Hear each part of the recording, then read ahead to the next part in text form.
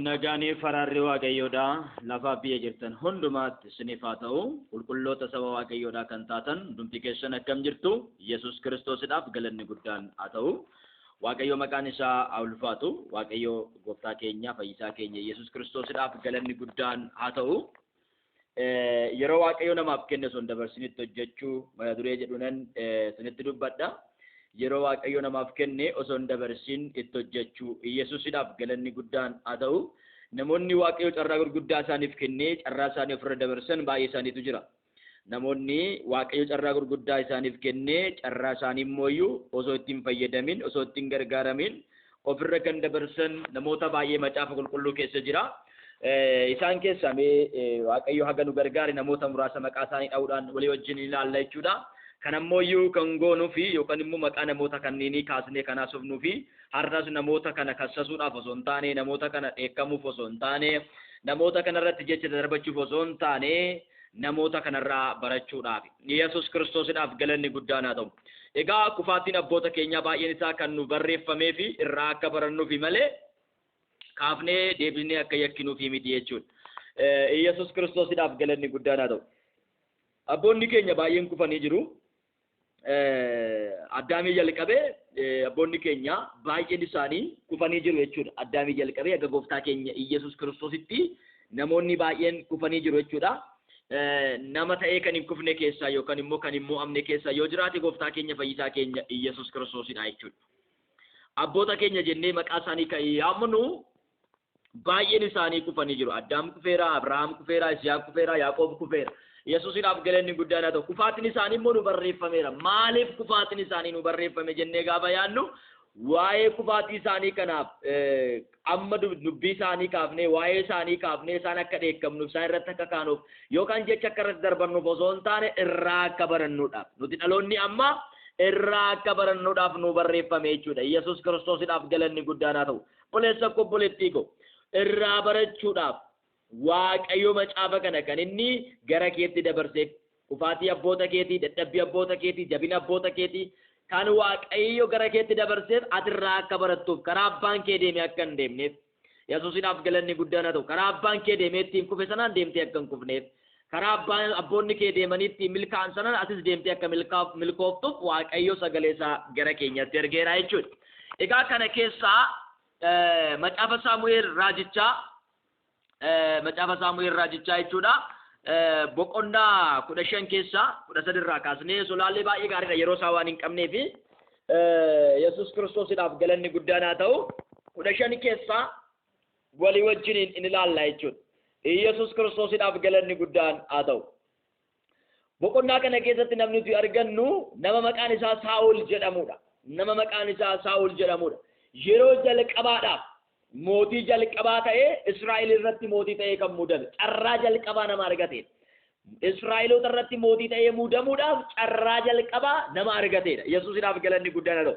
Waa'ee Saa'olii kana gaafa ilaaltan Saa'ol kun saba Israa'el warra inni irratti mootii ta'e kana hunda caalaa nama miidhagudha.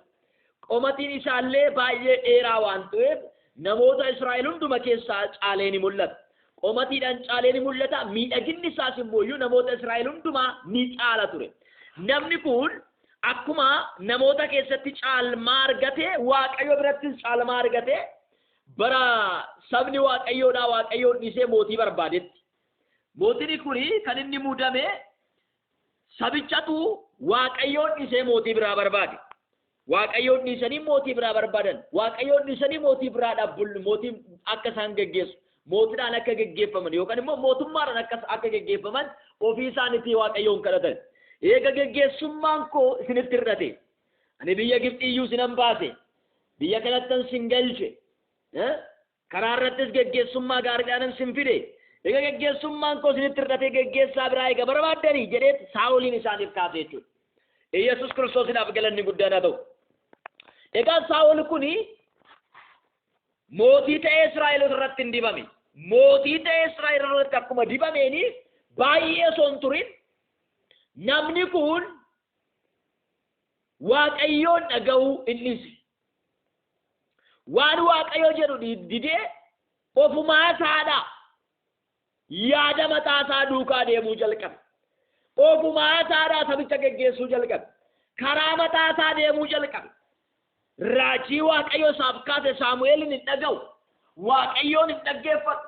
Waan Waaqayyo godhi isaan jedhe raawwatee hin godhu. Faallaa dubbii Waaqayyoo jiraachuu jalqabe. Yesuusinaaf galanni guddaan haa ta'u. Kanaaf Waaqayyo karaa Saamu'eelin ani Saa'ol mootii godhee muuduu koodhaaf gaddeen jira jedhe. Yesuusinaaf galanni guddaan haa ta'u. Mee lakkoofsa 15 boqonnaa 15 lakkoofsa 1 akka jedha. Saamu'eel yeroo sanatti Saa'oliin ati saba Israa'el irratti mootii akka taatuuf Waaqayyo si dibuudhaaf ana erge. Amma immoo ati dubbii Waaqayyo sitti dubbatu dhaggeeffadhu. Sabni Israa'el biyya Gibxiitti yommuu ba'anitti Ameelikoonni isaanin mormuudhaaf karaatti wanta isaan hojjetan isaan irratti isaan nan adaba jedhee Waaqayyo gooftaan maccaa jedhee kanatti dubbatu. Waa'ee maalii kaasetti maala? Akkaataa Waaqayyo kanaan dura ittiin saba kana geggeessaa ture. Sabni kun immoo geggeessummaa Waaqayyo jalaa amma geggeessummaa gara keetti akka dhufaa jiru itti maala? Akka Saa'ol isaan geggeessu jechuudha. Gara na dhufaa jira. Amma situ saba kana geggeessaa. Amma situ saba kanaaf mootii ta'a. Yesuusinaaf galanni guddaan haa ta'u. Saba kanaaf amma mootii situ ta'a jedhee Waaqayyo karaa nama kanatti itti haasa'uu jalqabe. Haa ta'u garuu boqonnaa 15 lakkoofsa 10 irra dhaqxanii gaafa laaltan Saa'oliin kun mootummaa irratti Waaqayyoon duratti ni tuffatan. Maalidhaaf? Kana booddee dubbiin Waaqayyoo gara Saamu'eel dhufe. Saa'ol ana duukaa fuudhiisee deebi'eera. Maalliise? Ana duukaa fuudhiisee deebi'eera. Sabicha kanarratti mootii godhee kanan isa muude na duukaa deeme ana dhaggeeffate wanta ani jedhu gara sabaatti fide akka ani jedhetti saba kana akka geggeessuufan isa kaase. Inni garuu Saa'ol na duukaa fuudhiisee deebi'eera. Akka dubbii kootitti waan hin raawwatiniifis isa moosisuu kootiif nan hin gadda jedhee Saamu'eelitti dubbii kana Waaqayyo dubbate. Halkan sana guutuu gara Waaqayyootti iyyee Waaqayyoon kadhachaa fi bule. Eenyu? Saamu'eel nama kanaaf. Namni kun karaa Waaqayyoo dhiisee gaafa deemu. Namni kun hojii Waaqayyoo akka inni itti hojjedhu jedheen dhiisee akka mataa isaatti gaafa hojjechuu eegalu Waaqayyo karaa raajii kanaa gaafattimu raajiin kun immoo kasin ajaa'ibu keessa nama kanaaf Waaqayyoon kadhachaa fi bule. Otoo bara keenya ta'e hoo jedhee gaafa laalu yeroo dhuma sana miidiyaa irratti baasanii maqaa isaa balleessu. Battaluma sana miidiyaa irratti baasanii maqaa isaa balleessu. Namni kun garuu Waaqayyoon kadhateef nama kanaaf. Jilibbiiffatee Waaqayyoon kadhate. Kufaatii nama kanaatti hin gammanne. Booddeetti deebi'uu nama kanaatti hin gammanne. Yaada Waaqayyootirraa goruu nama kanaatti hin gammanne. Akka dubbii Waaqayyoo jedhutti saba Waaqayyoo tajaajiluu dhiisuu isaatti hin gammanne. Baga Waaqayyoo sarraa fudhate hin jenne. Baga Waaqayyo isa salphise hin jenne. Nama kanaaf Waaqayyoon kadhate. Yesuusinaaf galanni guddaan haa ta'u. Nama kana garuu Waaqayyootu tuffate. Nama Waaqayyo tuffate kana raajiin Waaqayyoodhaa kun Waaqayyoon hin kadhataaf ture. Har'a nuti Waaqayyoon tuffatamuu isaanii yoo osoo hin beekin, namoonni tokko Waaqayyoon tuffatamuu isaanii yoo osoo hin beekin miidiyaa irratti baasnee tuffataa oolla. Miidiyaa irratti baasnee arrabsaa oolla. Miidiyaa irratti baasnee waan barbaanne jechaanii oolla. Namni Waaqayyo Saamu'eel garuu hin kadhateef nama kanaaf. Yesuus Kiristoosiidhaaf galanni guddaan haa ta'u. Borumtaas ganama bariidhaan ka'ee gara Saa'ol dhaqe. Saa'oliin barbaadee argate. Saa'oliin barbaadee argatee booddee Saa'olii wajjiniin dubbachuu eegale. Yesuusiidhaaf galanni guddaan haa ta'u. Saamu'eelis achitti gara Saa'oliin dhaqe. Saa'oliin Waaqayyo si haa eebbisu jedhe. Itti fufees wanta Waaqayyo ana abboome hundumaa raawwadheera jedhee Saamu'eelitti dubbachuu jalqabe. Saamu'eelii fi Saa'ol gaafa wal argan daddafee maal jechaanii jira? Waan Waaqayyo naa jedhe hundumaa raawwadheen jira jedhee riippoortii godhaa jira nama Waaqayyootti maara. Kanaaf Saamu'eel namni Waaqayyo erga wanta Waaqayyo raawwadhu siin jedhe hundumaa raawwatte. Bushaayeenii fi saawwan ani dhaga'u kun immoo maalinni ree jedhee isa gaafate. Yesuusiidhaaf galanni guddaan haa ta'u. Bushaayee fi saawwan ani dhaga'aa jiru kun sagaleen ani dhaga'aa jiru kun maali jedhee Saamu'eel isa gaafachuu jalqabe. Isa kana namootatu aarsaa Waaqayyoof ta'a jedhanii saawwan gaggaarii wanta gaggaarii biyyattiin qabdu aarsaa Waaqayyoof kennina jedhanii fidanii dhufanii. Kana bichaas miti mootii biyyattiis immoo boojinee finneerraa qabeenya biyyattii isa gatii hin qabne balleessineerraa isa gatii qabu immoo hin fudhannee jedhee taasisaa jira. Waaqayyo garuu Saa'oliin maal jedhe? Raawwadhuu balleessi jedheen. Inni garuu boojuu irratti lafa dha'e. Boojuu irratti lafa dha'e. Isa Waaqayyo balleessi jedheen balleessuu dhiisee boojuu irratti lafa dha'e Saa'ol. Booji'ee gatii hin gale Saa'ol. Mooticha hin booji'ee, saawwaniin bushaayee hin booji'ee. Yesuusiidhaaf galanni guddaan haa ta'u. Ameen ameen.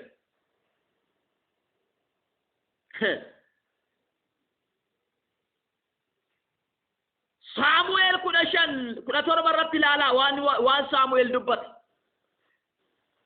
Waan Saamu'eel dubbate 17 irratti ilaalaa. Saamu'eel yommuu Saa'oliin geggeessituu gosa Israa'el otoo hin ta'in dura ati ofii keetii xinnaatti of ilaalta turte mitiire. Waaqayyo garuu dibee Israa'el irratti si moosisee. Ati nama xinnaatti of ilaalta turte kanaan dura of hin bokobsitu turte, of hin tuultu turte, of hin jajju turte, nama of jaju hin turre amala kana hin qabdu qara. Amma garuu of jajjuu of tuultuu taatee jirta. Kan hin ajajamne taatee jirta, kan hin abboomamne taatee jirta. Nama guddaatti of lakkoofteessa jechuun isaa. Akkana turte duraanii. Nama xiqqaatti of lakkoofta turte duraanii. Gad of qabda turte duraanii. Amma of tuuluu jalqabde. Ettiin jedhe. Sababbiin kufaatii nama kanaa yoo laaltan maal yoo naan jettanii inni tokko Saa'ol kan inni kufeef of tuuluu jalqabe. Amala duraan hin qabne baasu. Gaafa mootii ta'ee dibamu amala durii hin qabne baasa. Amala durii hin qabne. Hin baase amala gadhee baasa. Amala namatti hin tolle baasa. Amala namattis Waaqayyottis hin tolle tokko baasa. Ayyee nama gaddisiisa. Inni dhaqiitii aameeloo hundumaa balleessi jennaan ati garuu boojuu irratti lafa dhoofteetti jedhe.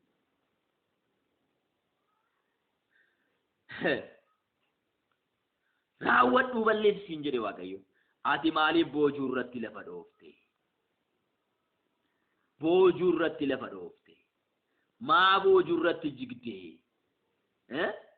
Boojuu irratti lafa dha'uun maaliif barbaachise ittiin jechaa jira. Yesuusiidhaaf galanni guddaan haa ta'u. Ameen ameen ameen. Namni kun boojuu irratti jige. Boojuu irratti jige. Waan Waaqayyo isaan jedhe dhiisee boojuu irratti lafa dha'e. Yesuusiidhaaf galanni guddaan haa ta'u.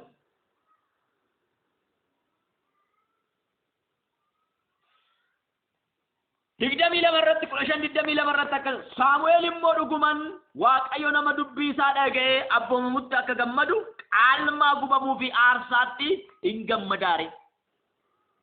Waaqayyo nama isa dhaga'utti gammada malee aarsaatti boojitee biddee isaa kennitutti hin gammadu. Namni kun aarsaadhaan Waaqayyoon gammachiisuu barbaada. Booji'ee fidee loon hambaa booji'ee fidee aarsee Waaqayyoon gammachiisuu barbaada. Haa ta'u garuu Waaqayyo aarsatti osoo hin taane abboomamuutti gammada jedheetti. Dhaggeeffachuun immoo moora korbeessaa baay'ee irra hin caala. Otoo Waaqayyoon dhaggeeffatte moora korbeessaa baay'ee Waaqayyoo qaltee dhiyeessiturraa dhaggeeffachuutu caala. Yesuusiidhaaf galanni guddaan haa ta'u. Ameen ameen. abboomamuu diduun immoo maalidha? Cubbuudha. Kanaaf Waaqayyo Israa'el irratti akka mootiin taane si tuffate gaafa jedhuuni Yesuusidhaaf galanni guddaadhaa ta'u jara sodaadhee tan kana godhe gowwummaa kootiin kana godhe jedhee watawwatuu jalqaba. Ammas immoo iyyuu kanaan hin dhiisne nama Waaqayyootiin taaggaluu eegale eenyudhaan Saamu'eel wajjin tigilii eegale. Kottu na wajjin iddoo aarsaa deemi jedhee Saamu'eel wajjin tigilii gaafa eegalu uffata Saamu'eeliin gaafa irratti qabu uffanni Saamu'eeliin tarsa'e. Yesuusidhaaf galanni guddaadhaa ta'u. Uffanni Saamu'eeliin tarsa'e uffanni nama Waaqayyoodhaa kun yaa'u waggaa dheeraa irra kan turteedha waan ta'eef qabaan dandeessu yaa jaran waggaa dheeraa irra turte baay'ee irra teessee jirti baay'ee nama gaddisiisa waggaa dheeraa irra turte uffatattiin hin boososte uffatattiin hin dulloomte uffatattiin gaafa harka mootichaatiin qabamtu hin tarsaate uffatichi gaafa tarsa'u Saamu'eel galagalee Waaqayyo har'aa jala qabee mootummaa sirraa tarsaasee nama sirra wayyuuf kenneera jedhee uffata erganni sarratti tarsaasee booda dubbii kana baase jechuudha. Akkuma sana Waaqayyo Saa'ol irraa fuudhee mootummaa isaa nama isa jaalatu akka garaa isaatti isaaf hojjetu Daawitiif kenne jechuudha. Egaa namni kun carraa isaaf kennametti fayyadamuu dadhabee carraa isaa dabarsee Daawit irraa fudhate jechuudha. Hin yaadattu yoo ta'e ijoolleen Yisihaaq lamaan isaanii Yaaqoobii fi Esaawu turan lakkuu dhalatan. Esaawu carraa hangafummaa argatee ture. Haa ta'u garuu carraa hangafummaa isaa gaafa beela'u tokko beela'ee alaa gaafa galu ururiin isa rukutee beelli isa rukutee gaafa alaa galu gurbaan kun immoo mana keessatti ittoo diimaa bareedduu isheedhaan nyaata nyaataa jira. Mee naaf kenni jennaan dura hangafummaa kee naa kenni jetteen gurbatti. Hangafummaa koo maalatti godhaa miti jedhee fuudhee itti kennee ittoo irraa fudhate. Hangafummaa isaa ittootti waan gurgurateef deebi'ee argachuu hin dandeenye. Carraa Waaqayyo isaaf kenne carraa hangafummaa nyaata yeroo takkaatti gurguratee akkasitti dhabe. Boloota koo namoota baay'eedha yaadachuu dandeenya. Yihuudaa yoo barbaaddan hojii ergamootaa boqonnaa tokko keessatti waa'ee nama kanaa isinitti agarsiisa. Yesuusidhaaf galanni guddaadhaa ta'u. Carraa guddaa argate namni kun. Carraa argate kanatti garuu fayyadamuu hin dandeenye. Boqonnaa tokko keessa hojii ergamootaa boqonnaa tokko keessa seennee gaafa walii wajjin ilaallu Yihuudaan carraa guddaa argatee ture. Carraa argate kana garuu ittiin fayyadamu. Iddoo isaa iddoo Yihuudaa Maatiyaas bu'ee carraa isaa duraa fudhate. Yesuusidhaaf galanni guddaadhaa ta'u. Bartoonni wal ga'anii yommuu ilaalan waa'ee Yihuudaa faarfannaa isaa keessatti Daawiti waa'ee Yihuudaa dubbatee ture. Waa'ee Yihuudaa haasa'ee ture. Yesuusidhaaf galanni guddaadhaa ta'u. Macaafa faarfannaa keessatti kanaafis yeroo itti Yesuus gooftaan gidduu keenya deddeebi'aa ture hundumaa warra nu wajjiniin turan keessaa nama tokko nu barbaada. Inni yeroo cuuphaa Yohaannisii jalqabee amma guyyaa gooftaan nu biraa ol fudhatametti nu gidduu turee nu wajjin dhugaa baatudha. Ta'uu dhugaa baatuu du'aa ka'uusaa ta'uun irra jira jedhanii achumaan namoota lama maqaan isaanii dhaame Yoosefii fi Barnaabaas yookiis immoo Foosxoos jedhama. Waamamu akkasumas immoo Maatiyaas isa jedhamu turan. Yesuusidhaaf galanni guddaadhaa ta'u. Namoota lamatu qophaa'e. Yoosef isa Barnaabaas yookaan Foosxoos jedhamu. Akkasumas Maatiyaas ture. Maatiyaasii fi jara kana walitti qaban. Jara kana walitti qabanii Waaqayyoon kadhatan. Maaliidhaaf? Iddoo Yihuudaa isa warra 12 wajjiniin hirmaachuudhaaf carraa argate sana eenyu buusanii mukni gaafa bu'uuf eenyudhaaf bu'e?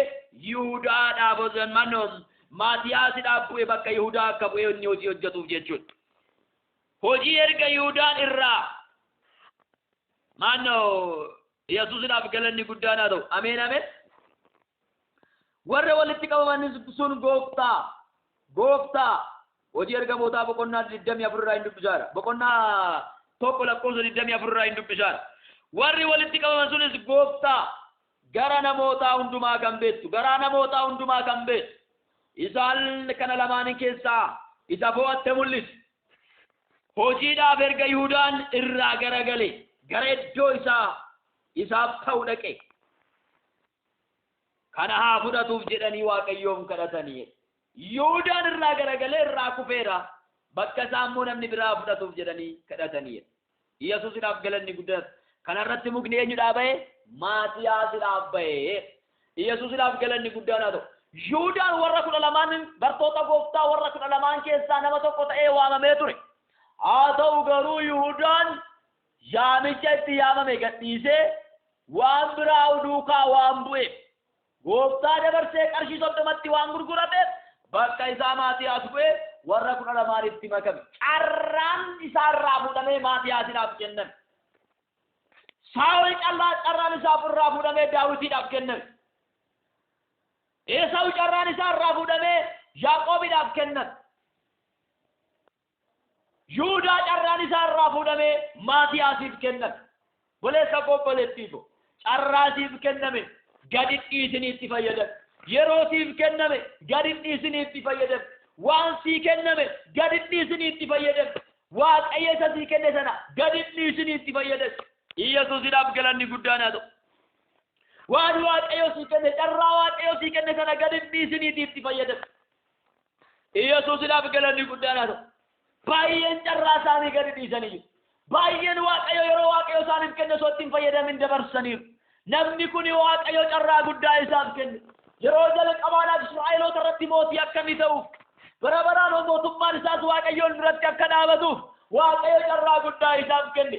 Carraa guddaa kanarraa dabalee carraa isaa immoo bakka isaatti darbee kan fudhateef Daawit ture. Yesuusidhaaf galanni guddaa haa ta'u. Carraa kee itti fayyadame. Carraa kee dabarsitee ormaaf hin kennin. Carraa kee dabarsitee kan biraaf hin kennin. Waaqayyo carraa yoo sii kennu carraa Waaqayyo sii kenne salphaatti hin ilaalin. Esaawu akka salphaatti ilaale salphaatti hin ilaalin. Yihuudaan akka salphaatti ilaale salphaatti hin ilaalin. Booddee ni gaabban. Saa'ol akka salphaatti ilaale salphaatti hin ilaalin.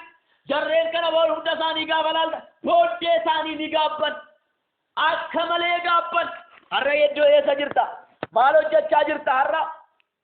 Har'a maal hojjechaa jirta obboleettii ko? Mana Waaqayyoo keessatti maal hojjechaa jirta? Carraa waaqeffachuu argatteerta?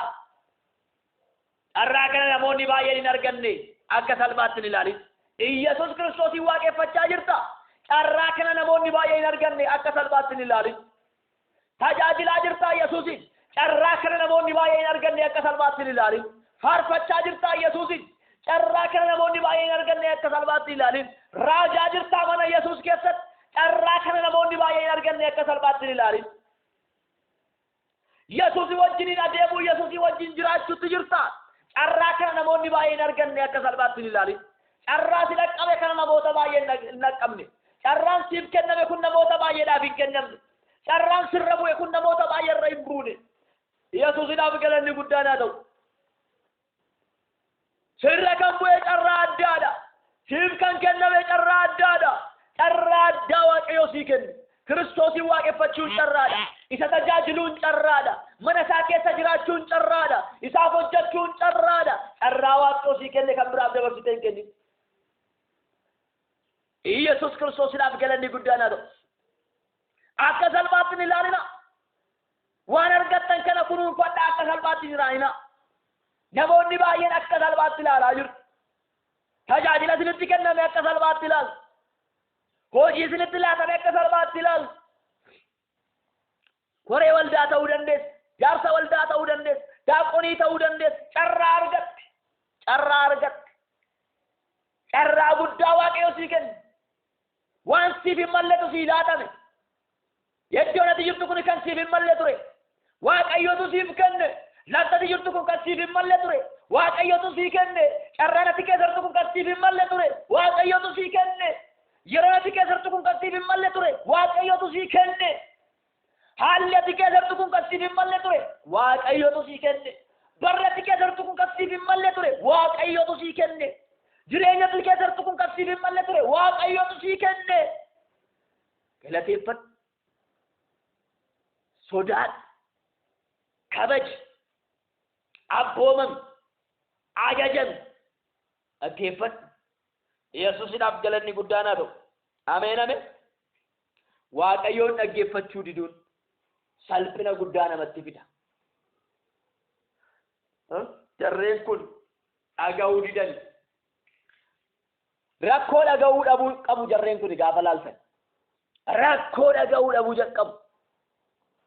Rakkoo tuffachuu, rakkoo waa tuffachuu, rakkoo dhaga'uu dadhabuu.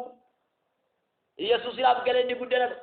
Yihudaani inni dabarsee kennu sin keessaa tokko gaafa jedhu taa'ee dhaggeeffata. Taa'ee dhaggeeffata. Isa dhaga'u garuu hojiirran oolchina hin abboomamu. Hin abboomamu. Dhaga'ee kan hin abboomamu. Dhaga'ee hojiirra kan hin oolchine. Har'a meeqaa keenyatu jira? Guyyaadhaa gara guyyaatti sagalee waaqayyoo waan nuun jedhu dhageenyee hojiirra kan hin oolchine. Waan dubbiin waaqaa nuun jedhu dhaga'ee kan hojiirra hin oolchine meeqaa keenyatu jira? Maaf hojiirra oolchuu dadhabde obboleessa koo? Maaf itti geeddaramuu dadhabde obboleessa koo? Inni ati dhageesse maaf seenaa kee geeddaruu dide? Maaf itti geeddaramuu dadhabde? Dubbii waaqayyoo kanatti maaliif jijjiiramuu dadhabde? Obboleessa koo dhaabadhuutii of ilaali. Obboleettii koo dhaabadhuutii of ilaali. Eessa akka jirtu dhaabadhuu of ilaali. Maal keessa akka jirtu dhaabadhuutii of ilaali. Jireenya akkamii keessa akka jirtu dhaabadhuutii of ilaali. Carraa sii kenname itti fayyadami. Carraa sii kenname itti hojjedhu. Carraa sii kenname dabarsitee ormaaf hin kennin. Carraa sii kenname dabarsitee kan biraaf hin laatin. Carraa sii kenname kabaji. Carraa sii kenname hin tuffatin. Waaqeffachaa Yesuusii waaqeffachaa jirtaami. Namoonni baay'ee dhaqanii Yesuusii waaqeffachuu hin argatin. Carraa waaqeffachuu namoonni hin argatin baay'eetu jiru. Inni kun osoo hin amanin. Inni kun amaneeyyuu carraa waaqeffachuu kan dhabe jira. Sagalee waaqayyoo dubbisuudhaaf carraa argatte. Dubbisuudhaaf garuu kan carraa dhaban baay'eetu jira. Inni kun ija isaanii kan qabame. Inni kun kan hin baratin. Inni kun immoo sagaluma waaqayyoo kanaa kan hin dhaga'in, kan hin beekne baay'eetu jira. Ati immoo carraa argatteer dubbisuudhaaf, dhaggeeffachuudhaaf. Yesuusidhaaf galanni guddaan carraa argatte. Carraa argatte. Carraa argatte kana hin tuffatin. Carraa argatte kana salphaatti hin ilaalin. Carraa argatte kana akka salphaatti hin ilaalin. Carraan sii kenname guddaadha. Carraan sii laatame guddaadha. Carraan sii kenname carraan mana hin jedhamneedha. Waaqayyo carraa guddaa sii kenne. Waaqayyo carraa guddaa sii kenne. Carraa guddaa sii kenne Waaqayyo. Carraa mana hin jedhamne sii kenne Waaqayyo.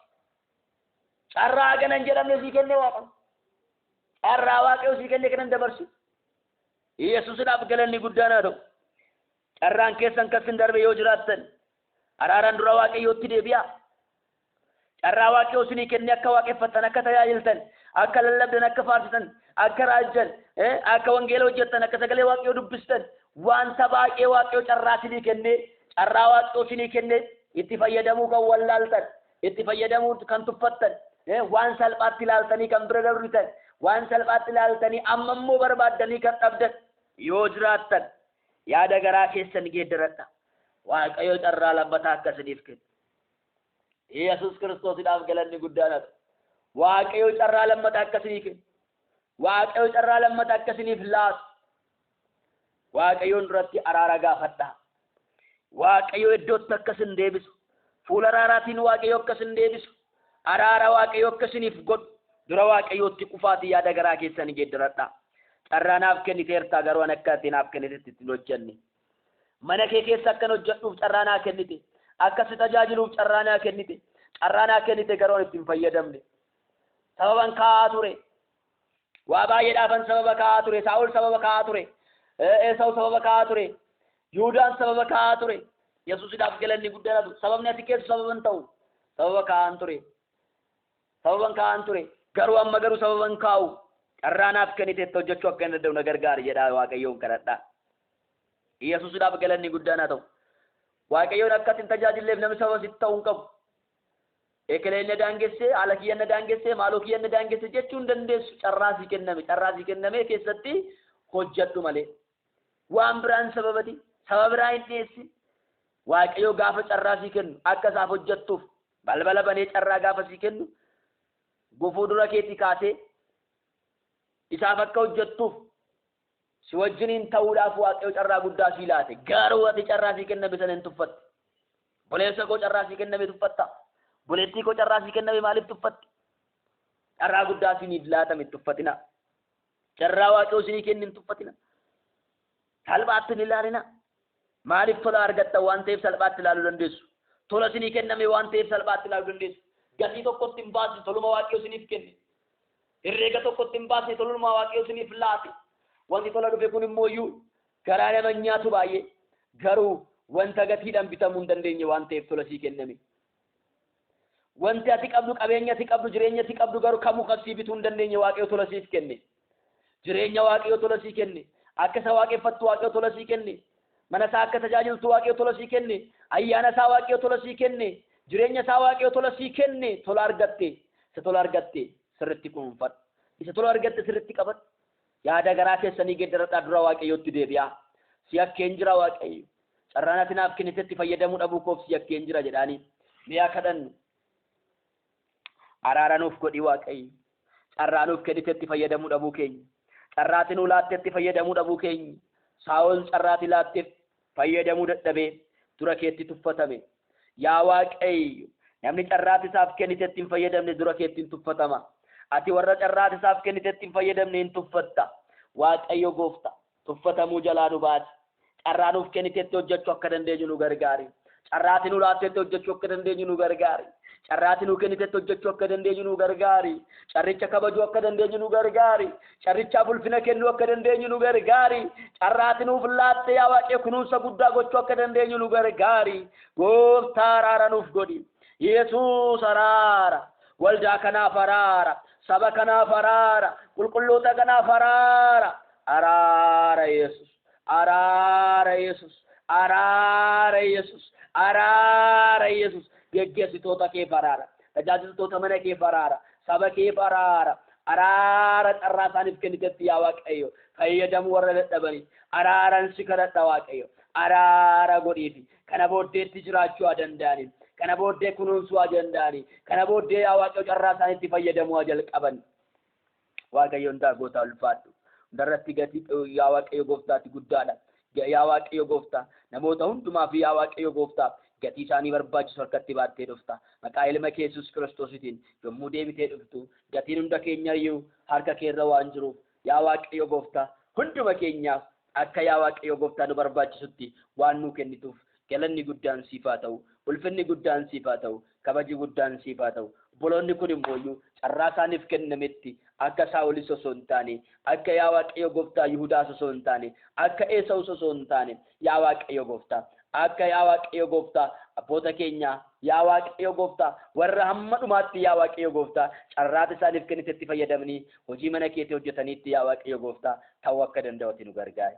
Hamma dhumaatti yaa Waaqayyo mudaa tokko malee yaa Waaqayyo Gooftaa fiigicha isaanii warra xumuranii warra galma ga'anii akka Phaawulos fa'aa yaa Waaqayyo Gooftaa maqaa ilma kee Yesuus Kiristoosiin akka ta'an isaan gargaari. Maqaa Yesuus Kiristoosiin tokkoon keenya nu gargaari. Hunduma keenya wajjin ati ta'i. Kana hin goota galatoomi. Maqaa ilma kee Yesuus Kiristoosiitiin. Ameen. Gooftaan baraaf jireenya keessa naa eebbisu naaf eebbifama. Guddaa sin kabaja guddaa sin jaaladha akka sin jaaladhu sin kabaju sin gaarii gootanii beektu.